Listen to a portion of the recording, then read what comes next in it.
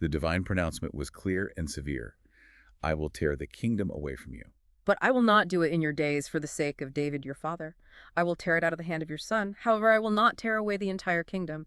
I will give one tribe to your son for the sake of David my servant and for the sake of Jerusalem, which I have chosen. This is the key prophecy, the divine decree that irrevocably sets up the catastrophic division of the kingdom, yet showing a remarkable fidelity to the covenant with David. This raises an important question. Why was the judgment delayed until his son's reign?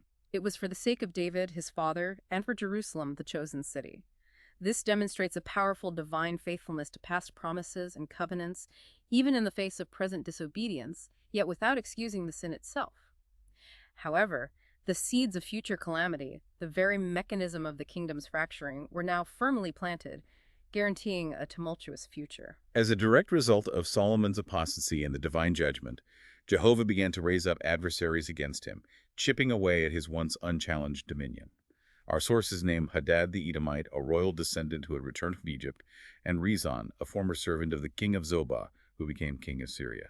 These external threats, emerging late in Solomon's reign, signal the weakening of his once formidable dominion and the beginning of the end of his unchallenged power and peace. But perhaps the most significant adversary, the one who would become the instrument of the divine judgment, was an internal one, Jeroboam, an Ephraimite. Yes, Jeroboam.